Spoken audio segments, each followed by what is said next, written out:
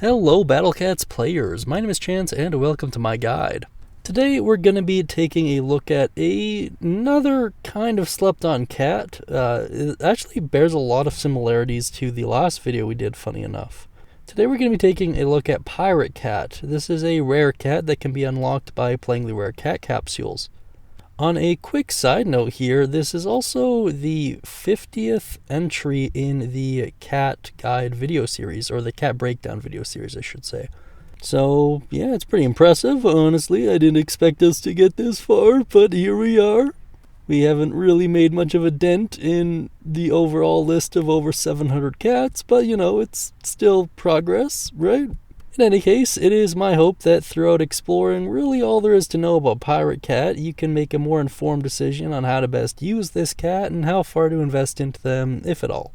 Starting out with his evolutions, this is an all too familiar tale, gets to his evolved form at level 10, gets to his true form at level 30 with some Catfruits and XP. Starts out as Pirate Cat, whose description reads, influenced by a certain pirate cartoon and dreams of being a pirate king, can't swim, might knock back red enemies. Then at level 10 it evolves into Captain Cat, still thinks pirates are cool, still can't swim, doesn't get along with Ninja Cat anymore, might knock back red enemies. Then true forms to Dread Pirate Catly, just learned that there are movies about pirates too, inspired them to upgrade his boat, might knock back red enemies. There are plenty of little Easter eggs in these descriptions that I'm looking forward to talking about a little bit later in this video. Now then, moving on to taking an overview of his performance. His class is considered to be a crowd controller. Crowd controllers are just really any unit that can inflict a status effect or knock back an enemy reliably. Under pros, you have fast attack rate, decent recharge time, and quick attack animation.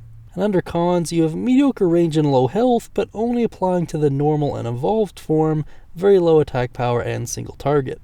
Then under other traits, you have a 30% chance to knock back red enemies or 40% in true form. To touch on a couple of these while I have them on screen here, the fact that this is a single target cat, given the way his attack animation works, is complete bogus to me. At least in the true form, it's bizarre to me that this is a single target cat. I get why he is mechanically, just because a area attack cat with these particular recharge times and stats, in addition to the knockback chance, would be broken. Just broken as heck, especially for a rare cat, like come on. But still, the way, because you'll see it a little bit later on here, but the way his attack animation looks is it definitely does not look like it's a single target attack animation, especially in the true form. But I don't know, maybe I'm just reading a little bit too much into this. Let's actually talk strategies and use cases while watching some gameplay here.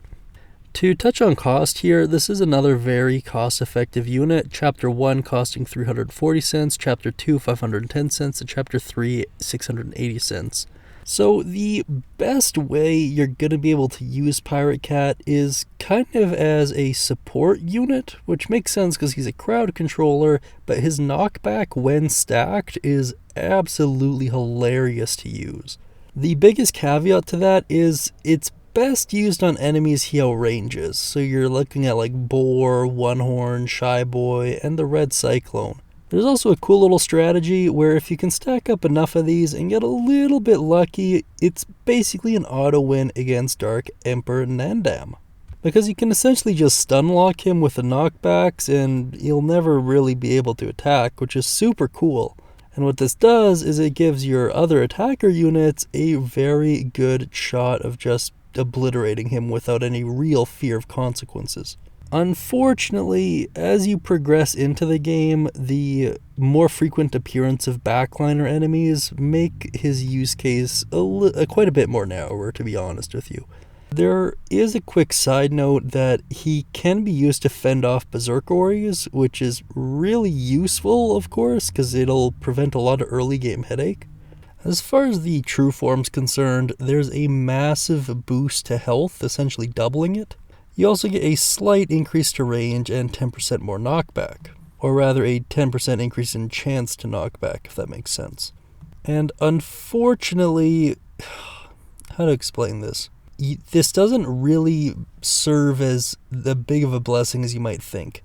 It makes him a fair bit more survivable, and the 10% increase to knockback is nice because it means you kind of need less of them to be reliable.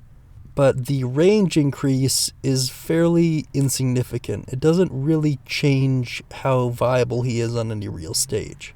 So his main use case is relegated predominantly to 4 crown stages where he sees really the most opportunity to shine, which is very similar to Viking Cat, which we've covered in a previous video, the last video to be more specific. And really the nail in the coffin for this cat as far as main stages go is just the predominancy of backliner enemies. Well, in theory, he still could see some use cases with a couple of his talents. Ultimately, he suffers from the same fate that Viking Cat ultimately suffers from, of there just being better units within that anti-red slot that kind of just outshine him in every viable way.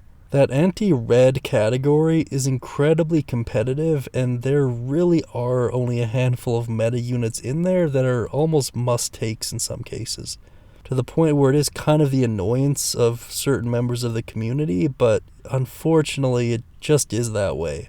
Ponos has a very strong stance on never nerfing units, so it's not likely to change anytime soon, but at least for your 4 crown stages, I feel like using Pirate Cat fairly frequently might not be a bad idea for a couple of them.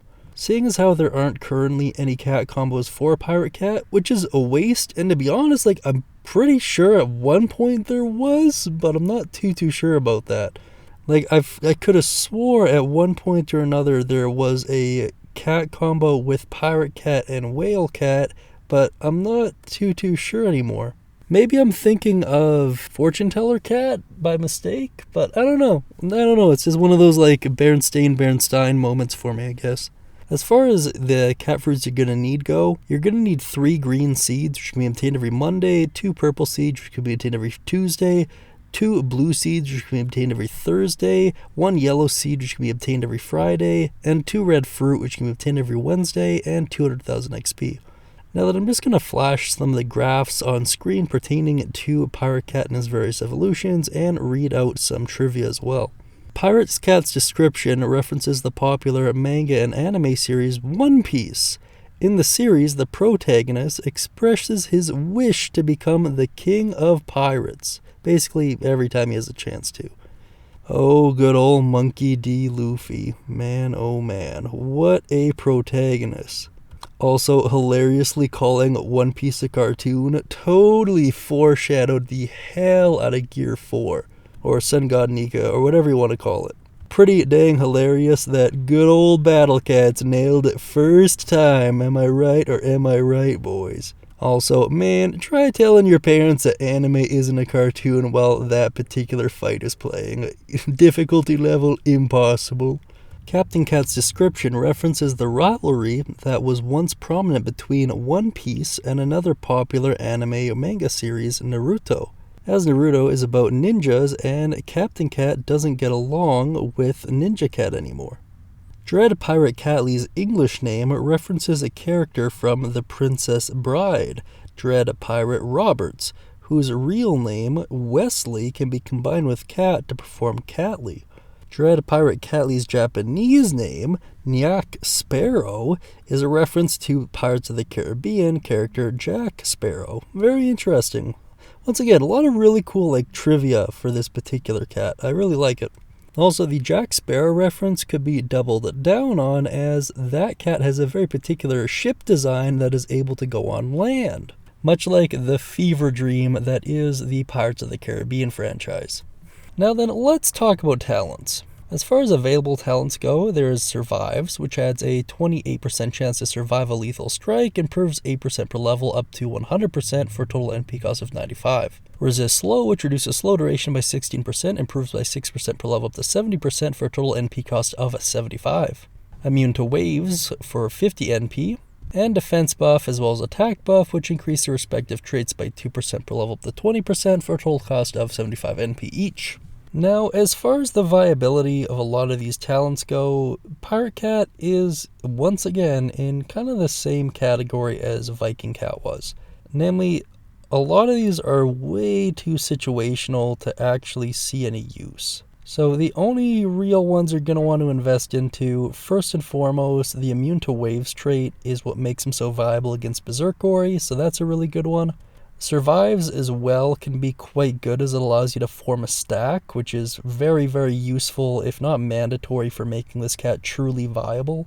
And after that, maybe you can make an argument for defense up, or defense buff rather, but that's really about it. Resist slow is way too situational and almost useless, and attack buff is basically useless on this cat. There is also the Orb slot that is available on Pirate Cat. This is best occupied by the defense up against reds, once again very similar to Viking Cat of course. In the case of Pirate Cat, you could even make an argument that even giving it the defense up orb doesn't really make a ton of sense, just because ideally this cat isn't going to be getting hit too much, and if it does, it has the survives talent to rely on. So you're really just kind of doing this to fill an orb slot, which, I don't know, doesn't make much sense to me unless you're just drowning in orbs for some reason. But now that you know what I think about Pirate Cat, let's hear what all of you have to say about him. Bee Eater says, back in the good old days, he was the best anti-red in true form. I don't know about the best. I mean, maybe if you're comparing like true form to true form, there would have been a point where that would technically be true, but I don't ever remember Pirate Cat being like a game-breaking cat, right? So I guess like either I'm missing something or Bee Eater's talking about like a very narrow window. But Bee Eater, if you're not super familiar with him, he has like a gripe against Courier Cat in particular, which is kind of funny because there's another pretty prominent commenter on this channel called Courier Cat, so there's a little bit of spats between them every once in a while. A little bit of lore for you guys, I guess. And then we have Hans1897 who says, very important for a merciless onslaught and somehow sails on land in true form. I do feel like that is a Jack Sparrow reference, maybe accidentally, but it has to be one, come on. And I do agree, there are a couple stages, namely stages involving the enemies I brought up when we were discussing his strategies, but they are made significantly easier by Pirate Cat. Dwayne Nyong9162 says, quite useful to me. And I'm Freaking Stupid says, carries growing red. I could actually kind of see that. I'm looking forward to covering the stages so I can kind of show you guys some interesting strategies in cheese. This might actually be one I have to look into, so feel free to remind me if I haven't done it already, at least once we've done the growing red stage or have gotten close to it. I'm Broke 5029 says, best cheap support for red.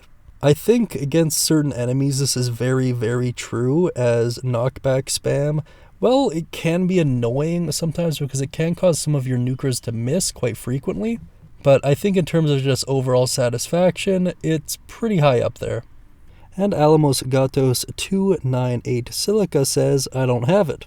Which is fair, and to be honest, I don't really know if I would consider Pirate Cat to be a must-take. There are some stages that are made significantly easier by his presence, don't get me wrong, but those same stages are doable with the right strategy and patience, so I'm not too sure if not having him would actually hold you back in a meaningful way, but it would significantly increase the amount of time you might have on some stages. And that about wraps it up for all the comments. If you would like to be featured in this part of any video, feel free to comment on the community posts relevant to each video, and I will do my best to include a couple of my favorites. And that about wraps it up for Pirate Cat. If there's anything I missed or overlooked, feel free to comment it down beneath, as well as share your thoughts on Pirate Cat as well. That being said, thank you so much for watching until this point, I really do appreciate it. Be sure to like and subscribe for Cat God's blessing, and as always, I'll be talking to you guys soon.